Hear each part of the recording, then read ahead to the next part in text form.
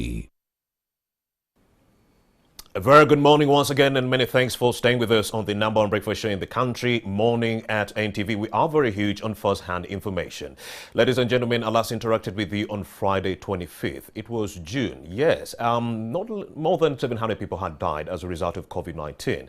Ladies and gentlemen, we are now talking about 1,939 people who have succumbed as a result of the COVID-19 disease. So meaning more than 1,000 have actually succumbed in a space of only 1 week, which is last week. We shouldn't write off the coronavirus pandemic. When we do so, we are calling for complacency, a situation whereby people stop adhering to the standard operating procedures, the most important one being the face mask wearing. Yes, please continue wearing those face masks. You'll be able to ward off the contraction and the spread of the same.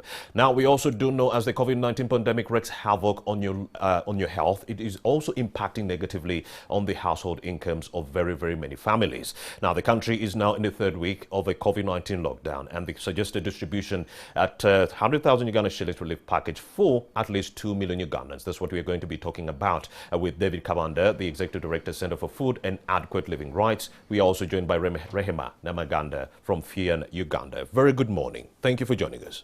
Thank you, Rami. All right, I'm going to start with you, David. First of all, David, how did we agree at mobile money as a relief distribution plan when we had no data to use? According to you, boss, we do have some 2 million households within Kampala, Wakiso, and the surrounding environs. But then, according to government, they plan to distribute money to only 501,000 households, meaning there is no data that they are banking on. We are also surprised. I should start by telling you that giving people money would be an ideal thing. But where we are as Ugandans, we do not have the infrastructure to do that. So the picking of such an approach without the necessary infrastructure to support it is actually in the direction that it is going to fail from the word go. This is why even up to today, we are finding that government is finding itself in a mess. I should call it a mess. You can now not tell me that as a government, you have sent lists to the village to be able to fill it in for you. What if it comes out with errors or with, intentioned erroneous entries? So what we are picking to use is wrong. Our concern... Is it what they're picking to use, is it the money or the model, which is mobile money? The model, mobile money, and the money itself. You see, when we were starting these issues of COVID-19 lockdown, I liked it when the president said, we are in a war. Times of war will call for, measures and things that are not usually normal. Desperate measures. So desperate measures. So you cannot come up and say, okay, we are sending money, you see that, this. Let us look at the immediate needs of people. People need food. People are dying in their houses, dear Mr. Government or Miss Government. People are dying. You cannot now be talking about money which you will distribute maybe when even the lockdown is done. A cobbler passed away in Kawempe. He also had another man passing away in his home in Namongona.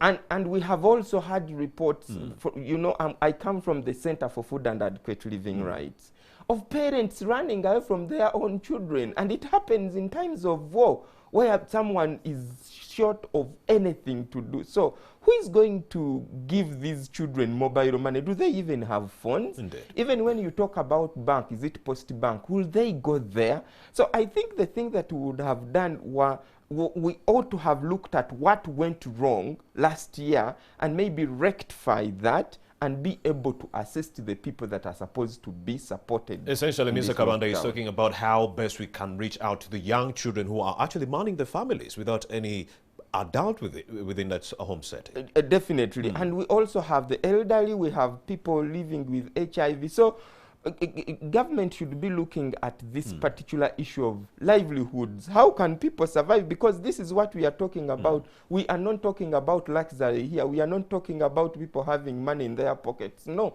we are talking about provision of food such that people can survive today and they see tomorrow. It will not benefit anyone, whether me or government, that at the end of the lockdown, we have too many people who have died. So we are talking about death here. We are talking about people who cannot feed themselves, people who cannot feed their children. David Kawanda is the Executive Director, Center for Food and Adequate Living Rights. Let's also bring in Rehema Namaganda from FIAN Uganda. Rehema, let's talk about another issue.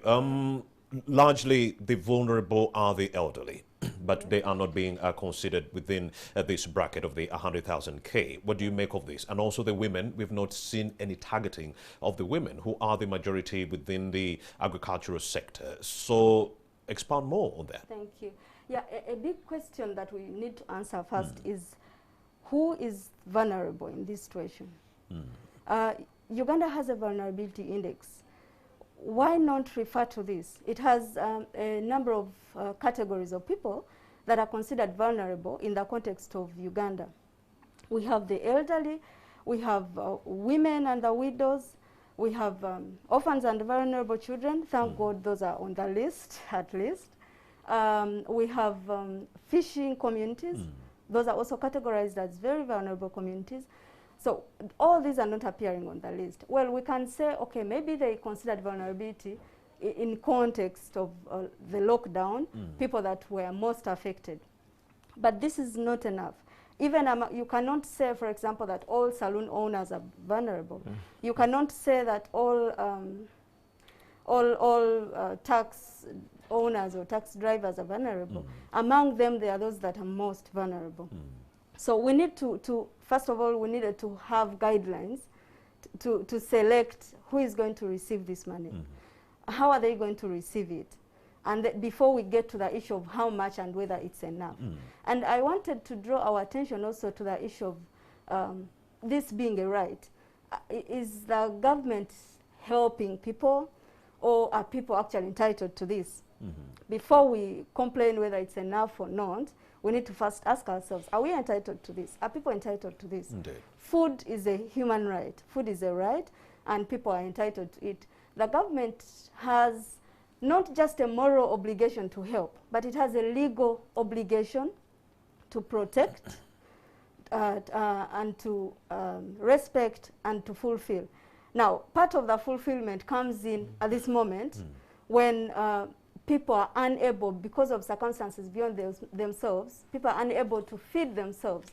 So the government at this moment has an obligation to feed people that are considered unable to feed themselves. Here are the people we know are vulnerable and are unable to actually make a living during this time of the COVID-19 pandemic. The farmers and the traders. We do know that they might not go back to pre-pandemic economic levels that we saw in 2019 up to 2023. So meaning 1.8 million traders and farmers are grappling all the same, majority of whom are the women who are largely engaged within agriculture. Don't you think it was an unfair assessment when government came out and said we are focusing on urban poor people who are 2 million and forgetting that there could be some people within the rural settings who have no access to land, no access to that mechanism through which they can engage in agriculture? Definitely. There are a number of women dealing in trade or in agricultural activities that buy their input or their items from Kampala, and they are not able to do so. So if we think the lockdown is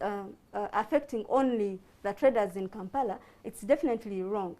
There are many people that depend. So when Kampala is closed, when busy trading centers are not in business, then those that depend on it are equally affected. So we needed to look at vulnerability in different ways. And we, unfortunately, we saw UBOS come out to deny the data that is being used. So we don't know where this information is coming from.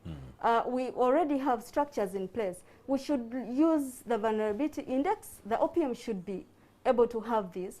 UBOS should have information. NIRA should be able to have information on who is doing what. So there's a big gap on the selection of these people and the definition of vulnerability that is being used. Indeed. David Kabanda, expand more on that unfair assessment coming in from government that seems to indicate that, well, the people in the rural areas largely have food, so our focus is going to be on the urban poor. How misguided is that thought? We have gone back to government and tell them that you must understand the problem before you attack it. Indeed. this government knows that many people in Uganda are landless. People don't have land. And this problem, you cannot now only look at the urban poor, because we have too many people in the villages, actually what you call villages now, are no longer the setup that was there in 1980s or 70s. Right now, someone can live in the village, but they buy everything, including food or cassava. Right now, government should also be reminded that we have, is it 122, municipal councils scattered all over the country, and town councils. The people who live in those settings are critically vulnerable. And right now, you see, when we had the first lockdown, it appeared as though COVID-19 is a problem for Kampala, Wakiso, Mukono. It is no longer that case. People in villages are equally dying like those in Kampala. People don't have medication, people don't. So it is a multiplicity of problems, but for us here, we are interested in making sure that government does not discriminate when it comes to its legal obligation to bail out the people. Because the right to food requires, as Rema put it, that you have a legal obligation to fulfill. And fulfillment has two limbs. The first one is facilitation of an infrastructure that helps people to get food. But where that doesn't exist, like where we are now, Romeo, I have come here like several times speaking to government. Yes, we David. don't have food reserves. And this is a legal obligation on new government. Nothing in the contingency fund. Nothing in the contingency fund.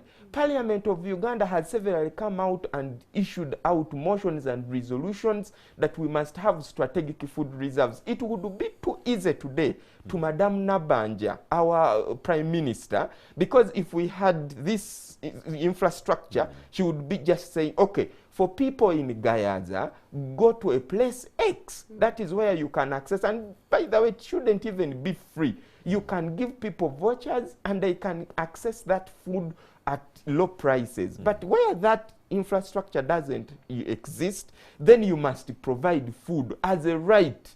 Prime Minister, it is not a moral obligation. In no way. You must provide for these people who have now started dying in their houses when they cannot feed themselves, they cannot feed them, the children, they can't feed. So it is starting on a very wrong note of you not having the data. When it comes to money, you don't have the infrastructure. Indeed.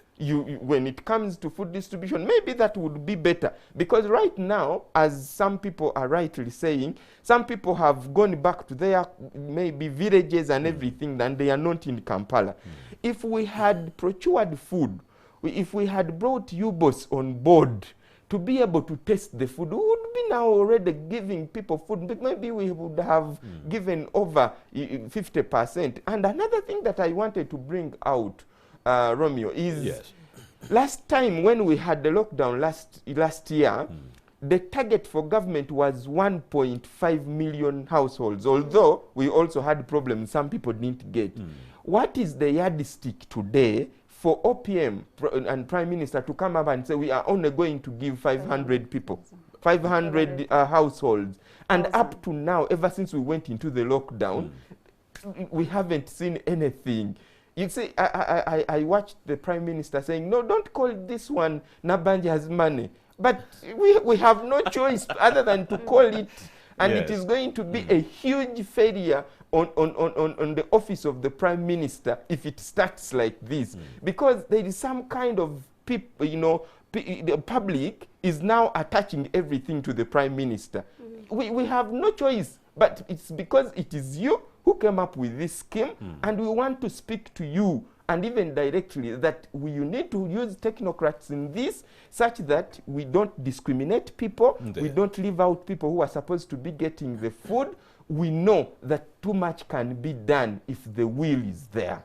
Great insights by David Kavanda, the Executive Director, Center for Food and Adequate Living Rights. We are talking about what is enough to sustain livelihoods. Is the 100,000 Uganda shillings that is going to be distributed by this government enough to alleviate the suffering of the most vulnerable? Question, who is the most vulnerable? You could be poor, but you could be able to afford posho on a daily basis, posho and beans, Monday to Friday. And you think, life is so hard. But then there is someone who is so vulnerable. They do not have an option. They can't even say, today I want posho. There is nothing, totally nothing. Those are the individuals we are talking about right here on Morning at NTV with David Kabanda and Rehema Namaganda. Rehema, let's talk about the elderly. The whole of last week, I was getting calls left, right, and center from advocates who are actually pushing for the rights of the elderly. And they were saying we have not seen any interventions being put in place for the elderly. They are only touting the SAGE money, which is only 25,000 Uganda shillings, and it's coming at the end of the month. Many of them were saying, instead of giving us this 25, why don't you increase it to 100 so that we match the intervention that you are spreading all over Kampala and the surrounding ghettos. What do you make of it, the plight of the elderly being left out? And we can also touch on the refugees. Yeah, okay, like we have said, first of all, there's already a problem on the selection criteria. We needed comprehensive guidelines to select who is vulnerable in this case, and to use the available data. The elderly are definitely one of the most vulnerable categories of people.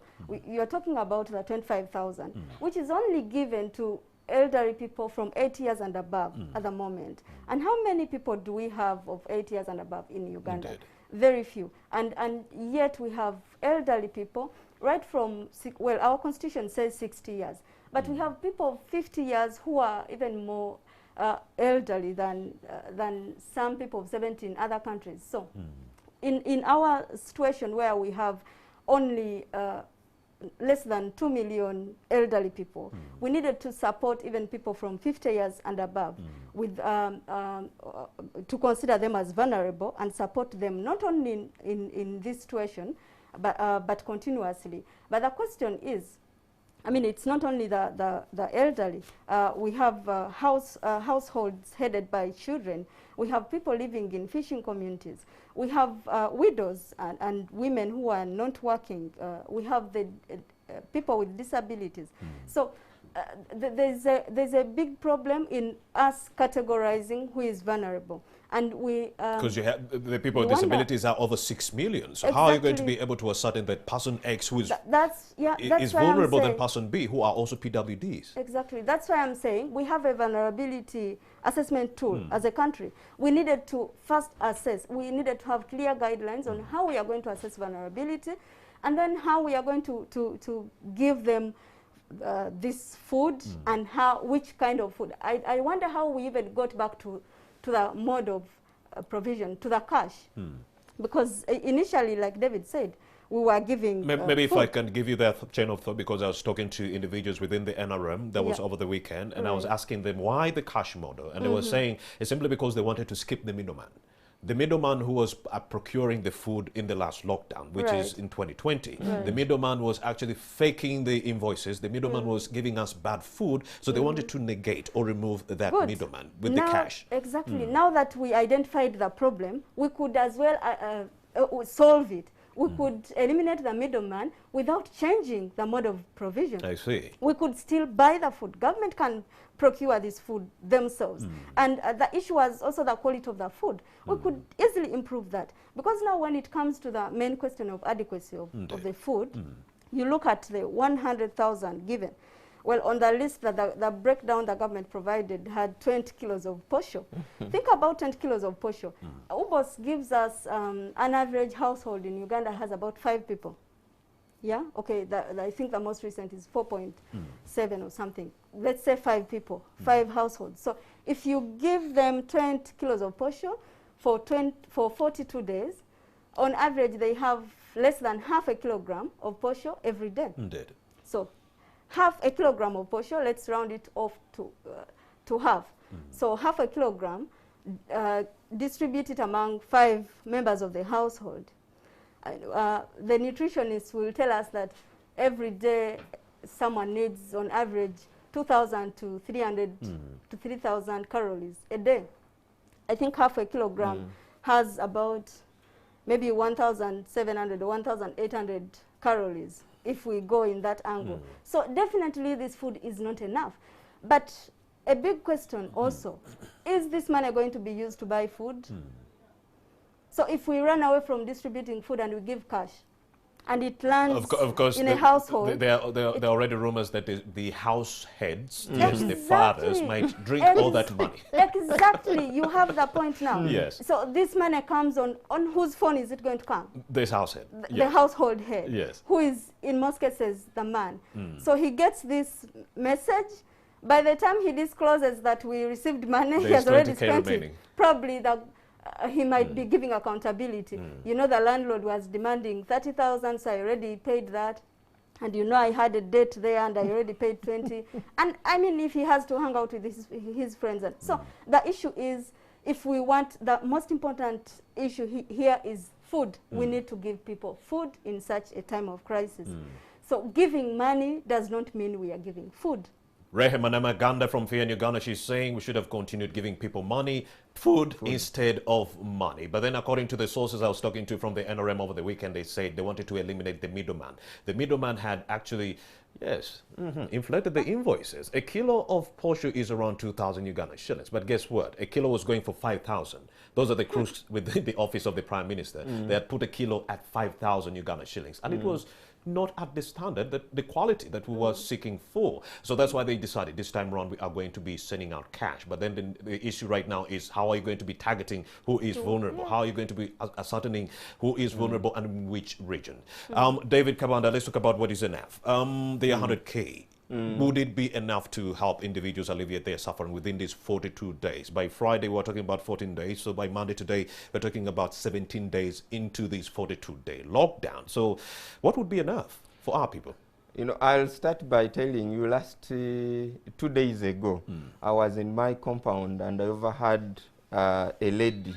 She was passing and she said, I have borrowed ever since the lockdown started. Wow. So although we are now talking about 17 days, but people have accumulated.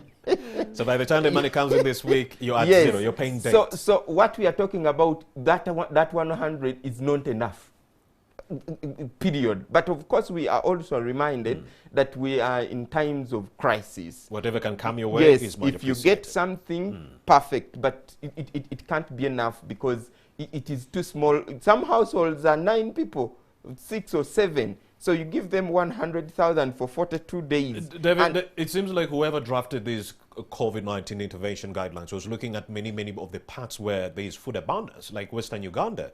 Right now, we're talking about a bunch of matoke going for 3,000 or 4,000 Uganda shillings. You wouldn't believe, ladies and gentlemen, only 4,000. You can get a bunch of matoke. But the situation is different in other areas where agriculture hasn't been thriving so much.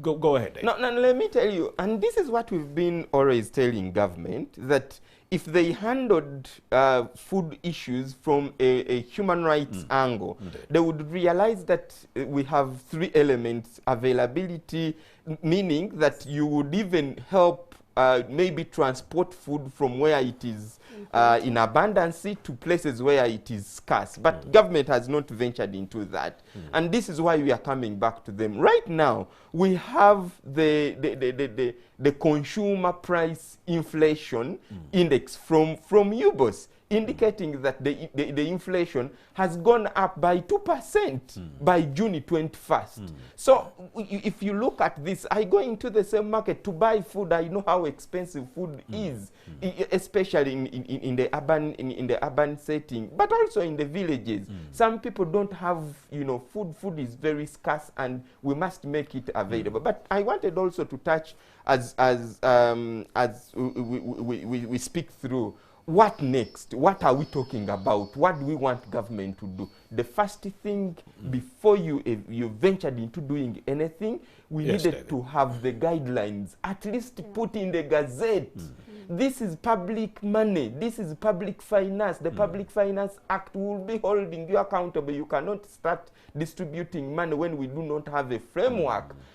At least you do what like the Ministry of Health did. At least give us a statutory instrument. You know what I'm talking about. Indeed. Such that if anyone mismanages, we have grounds upon which we can hold them accountable. All right. And lastly, we want to help government such that we don't run into unnecessary court battles when we hold you accountable over discrimination and violation.